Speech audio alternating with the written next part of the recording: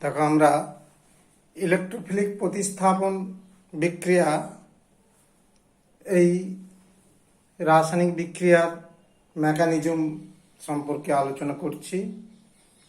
যে প্রতিস্থাপন বিক্রিয়ায় ইলেকট্রোফাইল বিকারক রূপে অংশ নেয়, আক্রমণকারী বিকারক হিসাবে ইলেকট্রোফাইল অংশ নেয়। ইলেকট্রোফাইল কোনগুলো সেগুলো আমরা জানি। যেসব বিকারক কি করে, ইলেকট্রন গ্রহণ করে, আকর্ষণ করে এবং ইলেকট্রন গ্রহণ করে সমযোজী বন্ধনে আবদ্ধ হয়, সেই বিকারকগুলো আমার ইলেকট্রোফাইল। কাজে ইলেকট্রোফিলিক প্রতিস্থাপন বিক্রিয়া নাম এই জন্য হয়ে থাকে যে ইলেকট্রোফাইল বিকারকগুলির দ্বারা প্রতিস্থাপন বিক্রিয়া সম্পন্ন হয় বলে। তার মানে যে প্রতিস্থাপন বিক্রিয়ায় আক্রমণকারী বিকারক হিসাবে ইলেকট্রোফাইল অংশগ্রহণ করে তাকে ইলেকট্রোফিলিক প্রতিস্থাপন বিক্রিয়া বলা হয়। এবার দেখো, সাবস্টিটিউশন, ইলেকট্রোফিলিক, এই দুটো ভাষা এখানে রয়েছে, ইংরেজি টার্ম। তার মানে ইলেকট্রোফিলিক সাবস্টিটিউশন রিঅ্যাকশনটাকে সংক্ষেপে লেখা হয় এস। এস মানে সাবস্টিটিউশন বা প্রতিস্থাপন।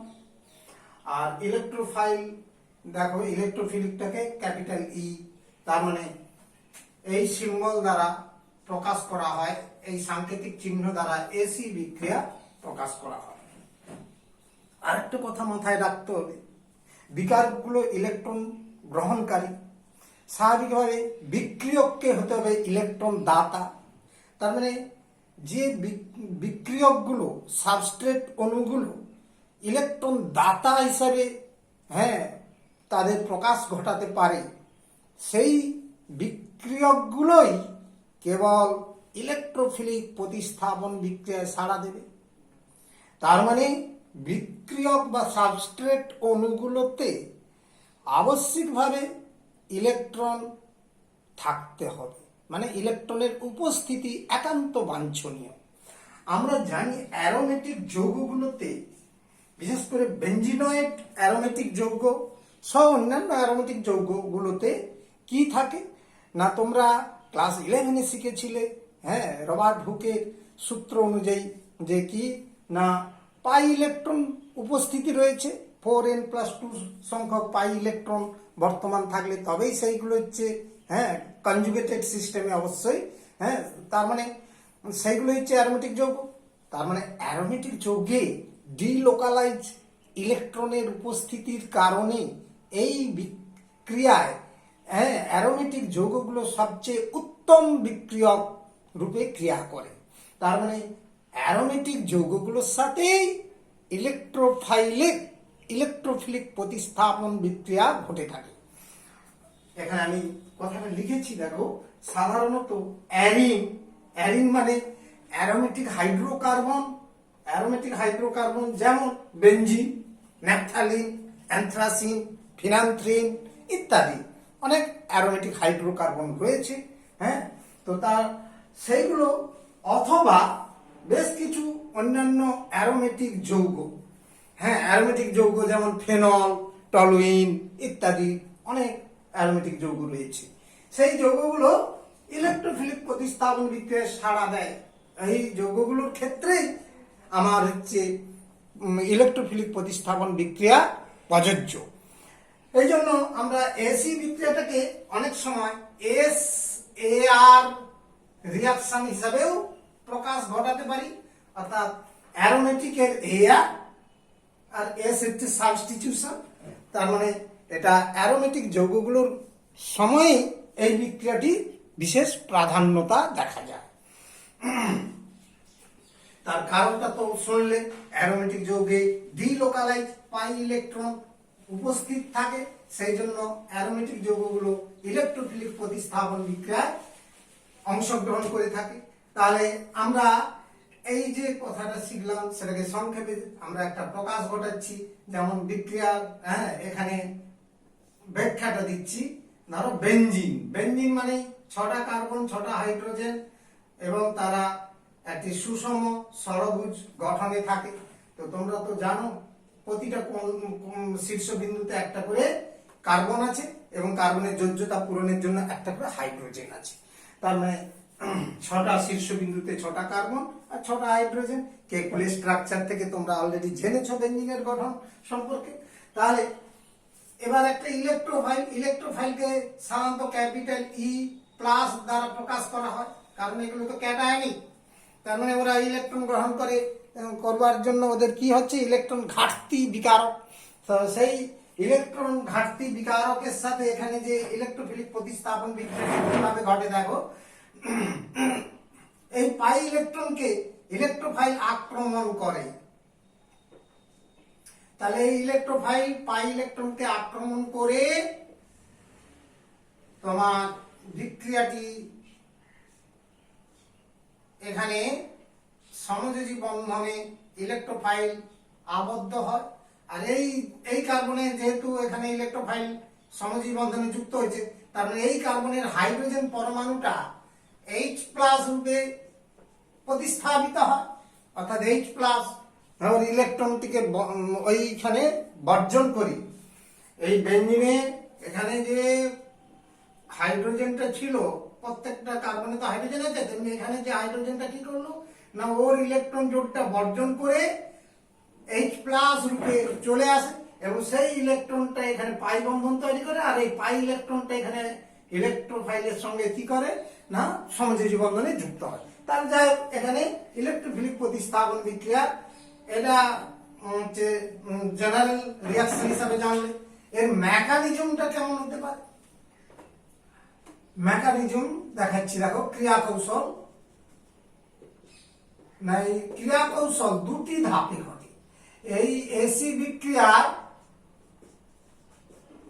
বিক্রিয়াটি সাবস্টিটিউশন ইলেকট্রোফাইল বিক্রিয়াটা মনে রাখতে হবে। হ্যাঁ, ইলেকট্রোফিলিক সাবস্টিটিউশন বিক্রিয়া অর্থাৎ ইলেকট্রোফিলিক প্রতিস্থাপন বিক্রিয়াটি দুটি ধাপে ক্রিয়া কৌশল দ্বারা ঘটে। তার মানে এর ক্রিয়া কৌশল দুটি ধাপে ঘটে থাকে। প্রথম ধাপে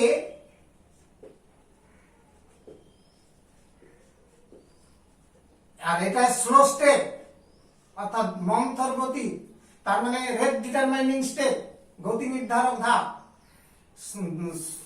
প্রথম ধাপে যেটা স্লো বা মন্থর গতি হচ্ছে একটি স্থিতিশীল কার্বোক্যাটায়ন তৈরি হয়। হ্যাঁ, কি করে না, এই সাবস্ট্রেট এবং বিকারক ইলেকট্রোফাইল বিকারকের পরস্পরের সংযোজনের দ্বারা একটা স্থিতিশীল কার্বোক্যাটায়ন তৈরি হয়। একটি স্থিতিশীল কার্বোক্যাটায়ন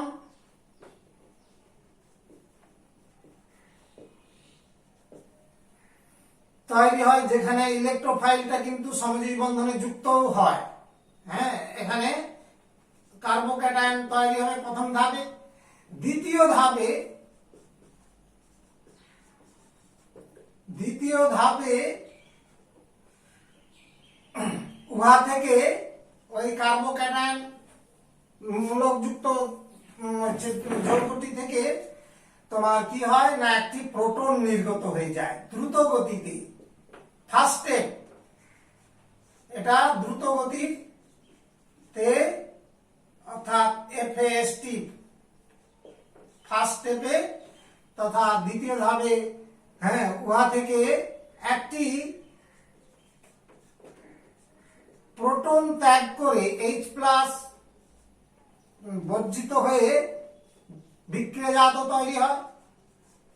হাইড্রোজেন প্লাস বর্জিত হয়ে বিক্রিয়াজাত পদার্থ তৈরি হয়। বিক্রিয়াজাত পদার্থ তৈরি হয়। তাহলে এই হচ্ছে ইলেকট্রোফিলিক সাবস্টিটিউশন বিক্রিয়ার মেকানিজম বা ক্রিয়া কৌশল। আমরা যেটা বললাম সেটা এখানে লিখে দেখাচ্ছি দেখো। স্টেপ 1 অর্থাৎ প্রথম ধাপে তোমার বেঞ্জিন বলয়ের পাই ইলেকট্রন আমার হচ্ছে ইলেকট্রোফাইল দ্বারা আক্রান্ত হয়, অর্থাৎ এই পাই ইলেকট্রনটি ইলেকট্রোফাইল গ্রহণ করে তোমার কি তৈরি করে না, একটি কার্বোক্যাটায়ন তৈরি হয়। কার্বোক্যাটায়ন দ্যাট ইজ, যেটা লিখলাম, ধরো এইখানে ইলেকট্রোফাইলটা যুক্ত হলো, ইলেকট্রোফাইল, আর এই কার্বনে তো হাইড্রোজেন আছে, হাইড্রোজেন তো থাকবে প্রত্যেকটা কার্বনে, সরি, ইলেকট্রোফাইল, আর এখানে পাই ইলেকট্রনটা অলরেডি বন্ধনে অংশ নিচ্ছে, যার জন্য পাই ইলেকট্রন বন্ধনটি বিলুপ্ত হয়ে গেল। কিন্তু ওই ইলেকট্রন জোটটা এই কার্বন পাশাপাশি দুটো কার্বনে, কিন্তু এই কার্বনে চলে এলো ইলেকট্রোফাইলের সাথে বন্ধন করার জন্য, তার মানে দ্বিতীয় কার্বনটি কি হলো, ইলেকট্রন হারালো। তার মানে ওর ইলেকট্রন চলে যাওয়ার জন্য ওই কার্বনটা পজিটিভ চার্জ যুক্ত কার্বোক্যাটায়নে পরিণত হয়ে গেল, অর্থাৎ এই কার্বনটা ধনাত্মক আধানগ্রস্ত হয়ে গেল। এটাই হচ্ছে একটা কার্বোক্যাটায়ন। সাধারণত অ্যারোমেটিক সিটি নষ্ট হয়ে গেলে সেই যৌগের স্থায়িত্ব খুবই কম হয়। ক্লাস 11-এ তোমরা শিখেছিলে অ্যারোমেটিসিটি পড়তে গিয়ে। কিন্তু এখানে এই কার্বোক্যাটায়ন স্থিতিশীলতা অর্জন করে রেজোনেন্স গঠনের দ্বারা। কারণ এখানে লক্ষ্য করো, এই পজিটিভ চার্জযুক্ত কার্বনটা এক বন্ধন দ্বিবন্ধন এক বন্ধন দ্বিবন্ধন ছাড়া ছাড়া পর্যায়ক্রমে রয়েছে, যাকে আমরা কি শিখেছিলাম, কনজুগেটেড সিস্টেমে রয়েছে। তাহলে 11-এ এই কথাটি তোমরা এখনই জানলে কিভাবে এখানে হয়, কারণ রেজোনেন্স অলরেডি আমরা পড়িয়েছিলাম। তার মানে রেজোনেন্স এখানে ঘটবে কিভাবে না, এই পাই ইলেকট্রনটা এই জায়গায় স্থাপিত হলো, এর ফলে কি হলো না 4 নম্বর কার্বনটা পজিটিভ চার্জগ্রস্ত হলো। 4 নম্বর কার্বনটা পজিটিভ চার্জগ্রস্ত হলো, কারণ এই পাই ইলেকট্রনটা এই জায়গায় চলে এসে এই পজিটিভ কার্বনের সঙ্গে এই কার্বনের পাই বন্ধন তৈরি হলো। অপরদিকে বাকি যে অংশটা সেটা যেমন আছে থাকবে, অর্থাৎ হাইড্রোজেন, ইলেকট্রোফাইল, এটা রইল। এরপর দেখো এখনো কনজুগেটেড সিস্টেমে রয়েছে, অর্থাৎ এখানে আবার পাই বন্ধনটি ট্রান্সফার হবে, হয়ে গিয়ে কি হলো না আরেকটি গঠন, রেজোনেটিং গঠন তৈরি করবে। অর্থাৎ এখানে লক্ষ্য করো, যেটা বললাম, এইখানে পাই বন্ধনটা তৈরি হলো, ফলে 6 নম্বর কার্বনটি পজিটিভ চার্জগ্রস্ত হলো। আর বাকি অংশে যেমন আছে থেকে যাবে আগের গঠনে, এখানে পাই বন্ধনটা আছে, আর এইখানে হাইড্রোজেন আর ইলেকট্রোফাইল রয়েছে। তারপরে দেখো নেক্সট আর কিন্তু পাই ইলেকট্রন মানে কনজুগেটেড সিস্টেম নেই, তার মানে এখানে এটা স্থিতিশীল অর্জন করলো। তাহলে আমার এখান থেকে এটাকে আমি তৃতীয় বন্ধনী দ্বারা রেখে দিলাম, কেন না এগুলোর মধ্যে একটা রেজোনেটিং গঠন স্থিতিশীলতা অর্জনের জন্য যে একাধিক গঠন পাওয়া গেল। এবার স্টেপ 2, দ্বিতীয় ধাপে এই স্থিতিশীল কার্বোক্যাটায়ন থেকে একটি প্রোটন নির্গত হবে। আমি অলরেডি এখানে বলেছি দ্রুত গতিতে একটা প্রোটন বর্জিত হয়ে বিক্রিয়াজাত তৈরি হবে। তাহলে সেকেন্ড স্টেপে যে ঘটনাটা ঘটবে, প্রথম ধাপে যেটা তৈরি হয়েছিল প্রথমে সেইটাই আমি আবার আঁকছি, অর্থাৎ সেই গঠনটাই আবার লিখছি, যে এখানে প্রথম যেটা তৈরি হয়েছিল এইটা, আর এখানে পাই বন্ধন, এখানে পাই বন্ধন ছিল, এই কার্বনটা পজিটিভ চার্জগ্রস্ত ছিল। তার মানে এই স্ট্রাকচারটা প্রথমে যেটা ছিল সেটাই তুললাম। এটা থেকে এটা কি ঘটবে না, এই কার্বন হাইড্রোজেনের এই পাই সিগমা ইলেকট্রন জোটটা এইখানে বর্জন করে প্রোটন হিসাবে ওটা দ্রুত নির্গত হবে। তার মানে আমরা তো বলেছি, এখানে আগেও বুঝিয়েছিলাম যে এখানে কার্বোক্যাটায়নের একটি হাইড্রোজেন পরমাণু তার ইলেকট্রন জোটটিকে, বন্ধন ইলেকট্রন জোটটিকে বর্জন করে প্রোটন হিসাবে নির্গত হয়। হ্যাঁ, তার মানে এখানে লক্ষ্য করো যেটা ঘটলো সেটা হচ্ছে এইরকমই সিস্টেমটা ঘটলো, যে ইলেকট্রোফাইল থেকে গেল আর প্রোটনটা বেরিয়ে গেল, আর এর ফলে কি হচ্ছে এখানে পাই বন্ধন একটা তৈরি হলো। আর আগের দুটো তো পাই বন্ধন আছে, সেগুলো তোমাকে যেমন ছিল সেইভাবে এঁকে ফেলতে হবে। তাহলে এই হচ্ছে বিক্রিয়াজাত পদার্থ। তার মানে C6H5E একটা হাইড্রোজেন প্রতিস্থাপিত হয়ে গেল ইলেকট্রোফাইল দ্বারা। আর এই বিক্রিয়াটা ধাপটা স্লো স্টেপ, এটাকে এই জন্য বলা হয় রেট ডিটারমাইনিং স্টেপ, অর্থাৎ গতি নির্ধারক বা হার নির্ণায়ক ধাপ। আর এই ধাপটা দ্রুত গতির ধাপ। তাহলে দ্রুত গতির ধাপে গতি নির্ধারক ধাপ নয়, একাধিক ধাপে যেসব বিক্রিয়া গঠিত হয় তার মধ্যে সবচেয়ে মন্থর গতির ধাপটাই রাসায়নিক বিক্রিয়ার গতি নির্ণয় করার ধাপ। এই জন্য ওটাকে বলা হয় রেট ডিটারমাইনিং স্টেপ, মানে গতি নির্ণায়ক ধাপ। আমরা পার্টিকুলার এক্সাম্পলে যাচ্ছি যেগুলো তোমাদের খুবই গুরুত্বপূর্ণ। রাসায়নিক বিক্রিয়া, ইলেকট্রোফিলিক প্রতিস্থাপন বিক্রিয়া, এমন স্টাডিগুলো তোমাদের ক্লাস 11 কিংবা 12 করতে হবে। সেই বিক্রিয়াগুলোতে আমরা এক এক করে উদাহরণ দিচ্ছি। দেখো উদাহরণ, এক্সাম্পল রাসায়নিক বিক্রিয়া।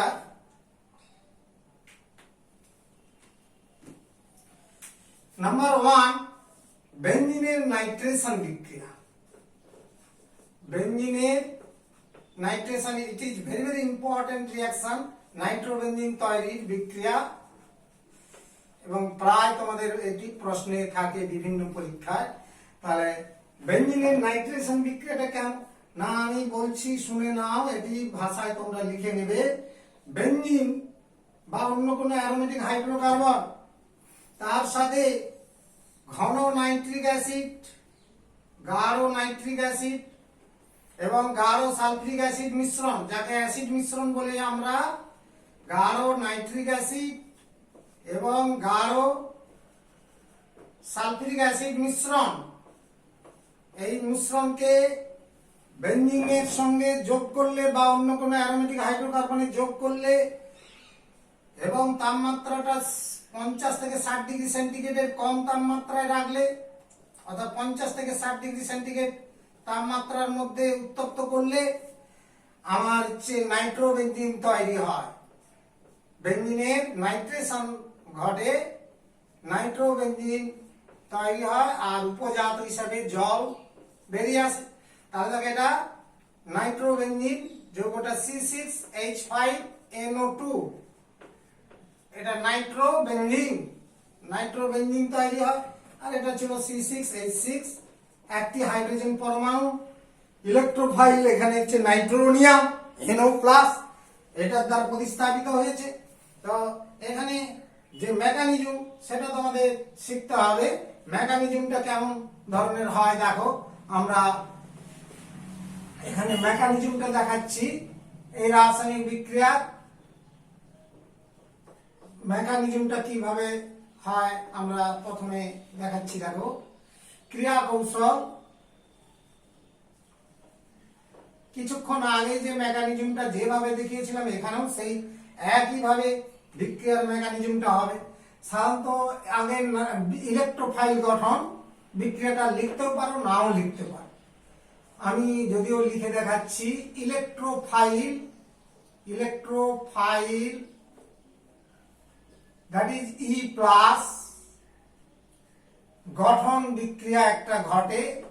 তবে এই বিক্রিয়াটা লেখা আবশ্যিক নয়, যে তোমাকে লিখতেই হবে তা নয়, কিন্তু জানার জন্য লিখে দিচ্ছি যে গাঢ় নাইট্রিক অ্যাসিড আর গাঢ় সালফ্রিক অ্যাসিড, এই যে দুটো অ্যাসিডের মিশ্রণ না হয়েছে, এই মিশ্রণ দুটির মধ্যে রাসায়নিক বিক্রিয়া ঘটে গিয়ে কি কি তৈরি হয় দেখো না, ইলেকট্রোফাইল গঠিত হয়, নাইট্রোনিয়াম আয়ন NO2+, নাইট্রোনিয়াম আয়ন তৈরি হয়, এবং সঙ্গে সঙ্গে বাইসালফেট আয়ন, বাইসালফেট আয়ন তৈরি হয়। আরেকটা হচ্ছে হাইড্রোক্সোনিয়াম আয়ন অর্থাৎ H3O+, এগুলো হচ্ছে তৈরি হয়। এই রাসায়নিক বিক্রিয়াটিকে আমরা ব্যালেন্স করবার জন্য আমরা এখানে কি করছি দেখো, দুটো সালফ্রিক অ্যাসিড 2 মোল, তাহলে 2 মোল আমার হচ্ছে বাইসালফেট আয়ন। এই করলে দেখো প্রায় ব্যালেন্স হয়ে গেছে। 2 3 দিয়ে 5টা হাইড্রোজেন, 2 দিয়ে 4 দিয়ে 5টা হাইড্রোজেন, অক্সিজেন 3, এটা মিলে গেছে, অক্সিজেন 3টে, 1 3 আর দুটো তো সালফেট আছে, মানে দুটো সালফেট, ওকে, সব মিলে গেছে। এবার দেখো স্টেপ 1, এখানে স্টেপ 1 প্রথম ধাপ। আচ্ছা এখানে ইলেকট্রোফাইল কোনটা না, এইটা, এইটা হচ্ছে ইলেকট্রোফাইল, আমি ব্র্যাকেটে দিয়ে দিলাম NO2+, NO2+, ইলেকট্রোফাইল যে ক্যাটায়নটা নাইট্রোনিয়াম আয়ন এটি। তাহলে প্রথম ধাপে কি ঘটবে না, বেঞ্জিন বলয়ে বেঞ্জিন বলয়ের পাই ইলেকট্রনকে ইলেকট্রোফাইল আক্রমণ করবে, কিছুক্ষণ আগে যেটা দেখিয়েছিলাম NO2 প্লাস। তাহলে পাই ইলেকট্রন আক্রান্ত হয়ে slow step, that is rate determining step, গতি নির্ধারক ধাপ।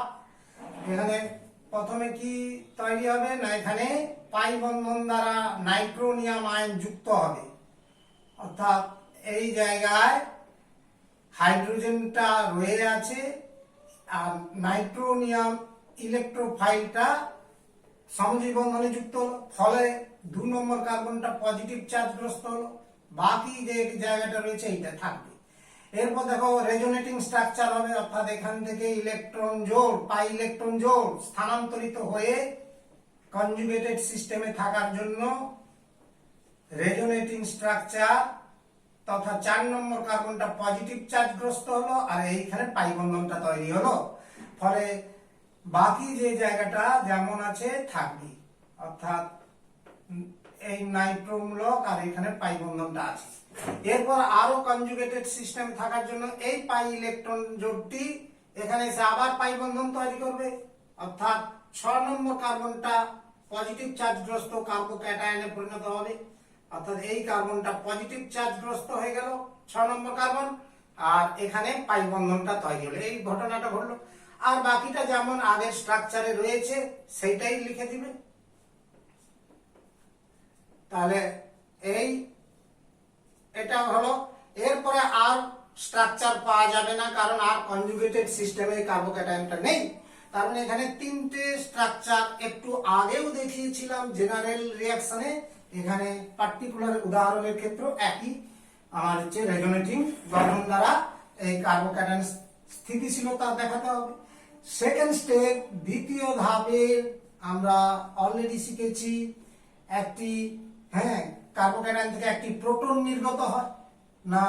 প্রথমে যেটা তৈরি হয়েছিল যে মলিকুলটা, সেটাই আবার এখানে স্ট্রাকচারটা তুললাম, যেমনটি ওখানে ছিল সেই গঠনটাই তুললাম, অর্থাৎ হুবহু এই গঠনটা এখানে তুলে আনলাম। এর ফলে কি হচ্ছে দেখো না, এই কার্বনটা তো পজিটিভ চার্জগ্রস্ত কার্বন আছে, স্বাভাবিকভাবে এই ইলেকট্রন জোড়টা এখানে স্থাপিত হলো, অর্থাৎ হাইড্রোজেন এখানে তার সিগমা ইলেকট্রন জোড়টা বর্জন করে দ্রুত গতিতে একটা পাই বন্ধন তৈরি করে ফেললো, আর নাইট্রোমূলকটা যেমন আছে থাকবে, কিন্তু প্রোটনটা বেরিয়ে গেল, অর্থাৎ এই হাইড্রোজেনটা ইলেকট্রন ত্যাগ করে H+ রূপে বর্জিত হয়ে গেল। আর এই বিক্রিয়াটা কিন্তু খুব দ্রুত গতিতে হয়, ফার্স্ট স্টেপ। তাহলে এই হচ্ছে নাইট্রোবেঞ্জিনের আমার এই বিক্রিয়া, মেকানিজম, বিক্রিয়ার যে মেকানিজম তথা বিক্রিয়া কৌশলের যে গতিপথ সেটা আমরা দেখালাম। দ্বিতীয় আরেকটা বিক্রিয়া দেখাচ্ছি, দেখো আরো একটা উদাহরণ, অনেক বিক্রিয়ার উদাহরণ পাবে তোমরা পড়তে গিয়ে। বেঞ্জিনের ক্লোরিনেশন বা হ্যালোজিনেশন বিক্রিয়া, অর্থাৎ যে কোনো হ্যালোজেনের সঙ্গে যে বিক্রিয়া সেগুলো ইলেকট্রোফিলিক প্রতিস্থাপন বিক্রিয়া, যেমন বেঞ্জিনের ক্লোরিনেশন বিক্রিয়া। দ্বিতীয় উদাহরণ আবার একটা দিচ্ছি আমরা, বেঞ্জিনের ক্লোরিনেশন বিক্রিয়া। এক্ষেত্রে যে ঘটনাটা ঘটে সেটা আমরা পরপর দেখাচ্ছি। দেখো সাধারণত বেঞ্জিনের ক্লোরিনেশন বিক্রিয়া বা হ্যালোজিনেশন বিক্রিয়া ঘটাতে গেলে হ্যালোজেন তথা এখানে ক্লোরিন লাগবে, হ্যালোজেনটা ক্লোরিনেশন বলছি, ব্রোমিনেশন হলে ব্রোমিন, আয়োডিনেশন হলে আয়োডিন। আর অনুঘটক সাধারণত ফেরিক ক্লোরাইড, লুইস অ্যাসিড বা আয়রন চূর্ণ, হ্যালোজেন বাহক সহ যদি এটাকে উত্তপ্ত করা হয় তাহলে এটা কিন্তু বিক্রিয়াটি ঘটে যাবে, তোমার ক্লোরোবেঞ্জিন তৈরি হয়ে যায়, অর্থাৎ C6H5Cl ক্লোরোবেঞ্জিন তৈরি হয়, আর হাইড্রোজেন বেরিয়ে এসে আরেকটা ক্লোরিনের সাথে যুক্ত হয়ে HCl, কারণ এখানে দুটি ক্লোরিন পরমাণু আছে। তাহলে এখানে সাধারণত তাপ দিলেও হয় না দিলেও হয়, তবে বিক্রিয়াটা গতিশীলতার উপরে নির্ভর করে, চাপ দিলে একটু গতিটা বাড়ে। অত সব বলার দরকার নেই, ক্লোরিনেশন বিক্রিয়া বললেই বলতে হবে যে হ্যাঁ, বেঞ্জিন, ক্লোরিন, আয়রন চূর্ণ অথবা ফেরিক ক্লোরাইড অনুঘটকের উপস্থিতিতে বিক্রিয়া ঘটালে ক্লোরোবেঞ্জিন তৈরি হয়। তো এই বিক্রিয়াটি ইলেকট্রোফিলিক প্রতিস্থাপন বিক্রিয়া। স্বাভাবিকভাবে লক্ষ্য করো এখানে মেকানিজমটা কেমন হতে পারে না, মেকানিজম আমি দেখাচ্ছি। প্রথমে ইলেকট্রোফাইল গঠন, সেটা দেখো ফেরিক ক্লোরাইড একটা লুইস অ্যাসিড, ফেরিক ক্লোরাইড একটা লুইস অ্যাসিড, আর ক্লোরিন একটা ধ্রুবীয় অণু, অধ্রুবীয় অণু, নন পোলার অণু। স্বাভাবিকভাবে এর ইলেকট্রন সহ এটাকে আকর্ষণ করে, এর যে লোন পেয়ার রয়েছে আকর্ষণ করে লাস্টে পাই ইলেকট্রন জোড়টা সহ টানা হয়ে ফেরিক ক্লোরাইড তৈরি, আয়রন টেট্রা ক্লোরাইড আয়ন তৈরি হয় এবং এটা উভমুখী বিক্রিয়া। Iron tetra chloride FeCl4, FeCl4, তার মানে এই ইলেকট্রন জোড়টা এই ক্লোরিন টেনে Cl মাইনাস ফেরিক ক্লোরাইডের সাথে যুক্ত হয়, তাহলে এখানে বাকিটা কি পড়ে থাকবে, Cl প্লাস, ক্লোরিন ক্যাটায়ন থেকে গেল, অর্থাৎ ক্লোরিনিয়াম আয়ন তৈরি হলো। আর এটাই হচ্ছে ইলেকট্রোফাইল, এইটাই হচ্ছে ইলেকট্রোফাইল গঠন হলো। তাহলে এবার মেকানিজম আমরা শিখবো। মেকানিজম আমরা জানি, সেটা আবার দেখাচ্ছি। দেখো স্টেপ 1, প্রথম ধাপে ইলেকট্রোফাইল বেঞ্জিন বলয়কে আক্রমণ করে, বেঞ্জিন বলয়ের পাই ইলেকট্রনকে আক্রমণ করে এই ইলেকট্রোফাইল মানে Cl প্লাস আয়ন, এটা হচ্ছে পাই ইলেকট্রনকে টেনে তার সাথে সমযোজী বন্ধন করে, সমযোজী বন্ধনে আবদ্ধ হয়ে প্রথমে ক্লোরিন, এখানে হাইড্রোজেনটা তো আছেই, কার্বনে প্রত্যেকটা কার্বনে হাইড্রোজেন আছে, 2 নম্বর কার্বনটা পজিটিভ চার্জগ্রস্ত হবে আর বাকিটা যেমন আছে। অর্থাৎ একটু আগে যেমনটি বিক্রিয়াটা আমরা লিখেছিলাম ঠিক তেমন ভাবেই বিক্রিয়াটা একইভাবে লিখলাম। এখানে ক্লোরিন ক্যাটায়ন মানে ইলেকট্রোফাইল যুক্ত হলো। এবার পরের ধাপে রেজোনেটিং স্ট্রাকচারগুলো পরপর আবার এবারে দেখাচ্ছি, একটু আগে যেভাবে বুঝিয়েছিলাম সেটা মাথায় রাখো। এই ইলেকট্রন জোড়টা এখানে এসে কনজুগেটেড সিস্টেমে যেহেতু আছে রেজোনেটিং স্ট্রাকচার দেখাবে, আর বাকি যেমন গঠন ছিল তেমনি থেকে যাবে। অর্থাৎ এখানে ক্লোরিন হাইড্রোজেন যেমন আছে আর এখানে পাই বন্ধনটা আছে। তাহলে এই বিষয়টি আমরা দেখলাম। 4 নম্বর কার্বনটা পজিটিভ চার্জগ্রস্ত হলো, কেমন, ঠিক আছে। ঠিক এরপরে এই ইলেকট্রন জোড়টা ডিলোকালাইজড হবে, অর্থাৎ আবার ট্রান্সফার হবে যেহেতু কনজুগেটেড সিস্টেমে আছে। তার মানে যতক্ষণ রেজোনেটিং স্ট্রাকচার পাওয়া যাবে সেটা এঁকে দেখাতে হবে। তাহলে এর ফলে কি হবে, 6 নম্বর কার্বনটা পজিটিভ চার্জগ্রস্ত কার্বোক্যাটায়ন আর অপরদিকে এইখানে পাই বন্ধনটা তৈরি হবে। আগের গঠনে বাকি অংশটা যেমন ছিল তেমনি স্ট্রাকচারে আঁকবে, অর্থাৎ এখানে বন্ধন একটা ছিল, হ্যাঁ পাই বন্ধন, আর এখানে হাইড্রোজেন আর ক্লোরিন আছে সমযোজী বন্ধনে। তাহলে এই 3টে স্ট্রাকচার পাওয়া যাবে, কারণ আর কনজুগেটেড সিস্টেম কোনো পাই ইলেকট্রন নেই, সেই জন্য আর রেজোনেটিং স্ট্রাকচার হবে না। তাহলে এই 3টা রেজোনেটিং স্ট্রাকচার হলো। আর এই বিক্রিয়ার ধাপটা আমরা বলেছিলাম স্লো স্টেপ, এটা হচ্ছে রেট ডিটারমাইনিং স্টেপ। স্টেপ 2, দ্বিতীয় ধাপে আমরা জানি প্রথমে যেটা তৈরি হয়েছিল সেই গঠনটা আঁকতে হবে এবং এখান থেকে একটা প্রোটন নির্গমন ঘটবে।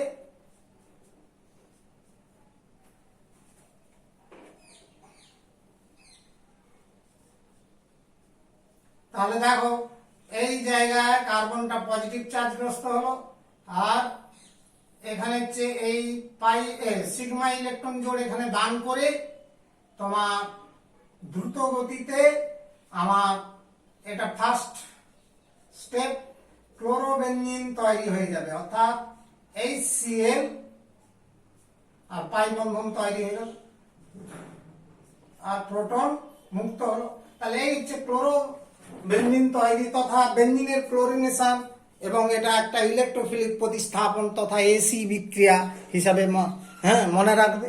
তাহলে এইরকম সালফোনেশন বিক্রিয়া বেঞ্জিনের ঘটে থাকলে একইভাবে ঘটে থাকবে, তেমনি ফিরাল ক্রাফটের বিক্রিয়া পরে তোমরা পড়বে জানবে যে মিথিলেশন বা অ্যালকিলেশন বিক্রিয়া বা অ্যাসাইলেশন বিক্রিয়া ফিডাল কার্টের সব বিক্রিয়াগুলোই ইলেকট্রোফিলিক প্রতিস্থাপন বিক্রিয়া এবং একইভাবে ঘটবে, একই ধরনের মেকানিজমে ঘটবে। তাহলে এই হচ্ছে ইলেকট্রোফিলিক সাবস্টিটিউশন তথা ইলেকট্রোফিলিক প্রতিস্থাপন বিক্রিয়ার ক্রিয়া কৌশল বা মেকানিজম।